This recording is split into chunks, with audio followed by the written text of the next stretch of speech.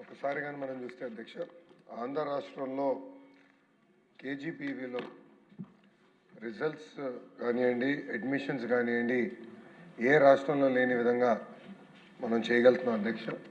Results కూడా చూస్తే గడిచిన 2-3 సంవత్సరాలు రిజల్ట్స్ మనం ఇంప్రూవ్ చేసుకున్నాం.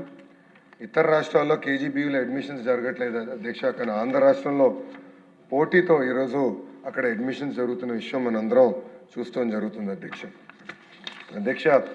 ఇప్పుడు కేజీబీవీ కార్యక్రమం అనేది, ఈ ప్రోగ్రామ్ అనేది సెంట్రలీ స్పాన్సర్డ్ స్కీమ్. అంటే 60% కేంద్ర ప్రభుత్వం నిధులిస్తే 40% ఆంధ్ర రాష్ట్ర ప్రభుత్వం నిధులిస్తుంది అధ్యక్ష.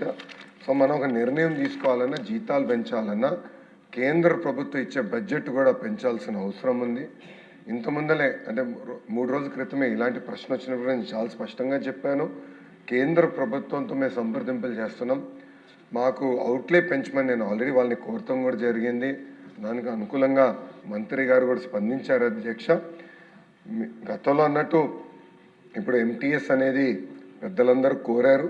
దానికి కేంద్ర ప్రభుత్వం కూడా ఒప్పుకోవాల్సిన అవసరం ఉంది. సుమారుగా 11,000 మంది ఈ వ్యవస్థలో పనిచేస్తాం జరుగుతుంది అధ్యక్ష. ఇది 11,000 మందికి సంబంధించిన విషయం. ఇది ఒకరికో ఒక 500 మందికి సంబంధించిన విషయం కాదు.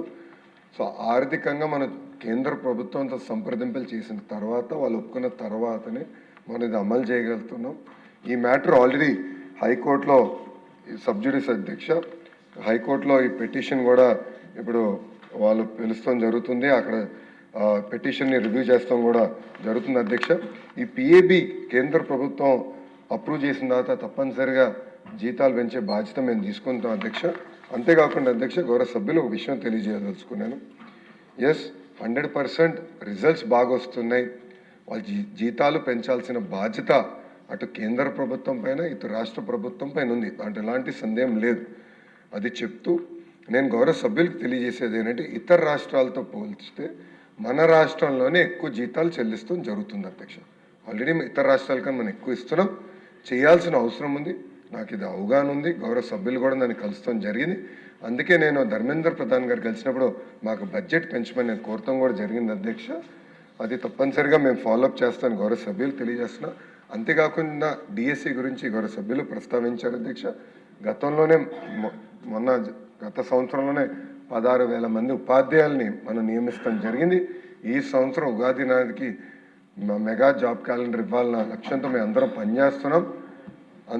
చెప్తాను చాలా తేలికైంది అధ్యక్ష. వర్టికల్ హారిజాంటల్ రిజర్వేషన్ చేయాల్సిన అవసరం ఉంది. ఇప్పుడు మళ్ళీ జోనల్ రీనోటిఫికేషన్, ప్రెసిడెన్షియల్ ఆర్డర్ వచ్చింది, రీనోటిఫికేషన్ చేయాల్సిన అవసరం ఉంది. మొత్తం అన్ని డిపార్ట్మెంట్లు కలిసికట్టుగా పనిచేస్తున్నాం. ఉగాదికి మళ్ళీ మేము జాబ్ క్యాలెండర్ విడుదల చేస్తాం. దాంట్లో ఉపాధ్యాయుల పోస్టులు కూడా ఉంటాయని గౌరవ సభ్యులు తెలియజేస్తున్నాం. క్వశ్చన్ నెంబర్ 1399 అండి. వైసీపీ ఎమ్మెల్యే గారు రాలేదు. ఆన్సర్ చెప్పి డిఫరెంట్గా భావించగల కోరుతున్నాను. నెక్స్ట్ క్వశ్చన్ 1153 ఎడ్యుకేషన్ మినిస్టర్ గారు. అధ్యక్ష, మొదటి ప్రశ్నకి సమాధానం అవునండి. రెండో ప్రశ్నకి సమాధానం అనుబంధం 1లో వివరాలు ఉన్నాయి. మూడో ప్రశ్నకి సమాధానం అన్ని ప్రభుత్వ పాలిటెక్నిక్స్లో ఉన్న క్రిటికల్ ఇన్ఫ్రాస్ట్రక్చర్ మొత్తం మేము రీఅసెస్ చేస్తాం జరుగుతుంది. ఆ పనులని ఫేజ్ మేనర్గా మేము పూర్తి చేస్తాం. అతిథి గారు. ధన్యవాదాలు అధ్యక్ష.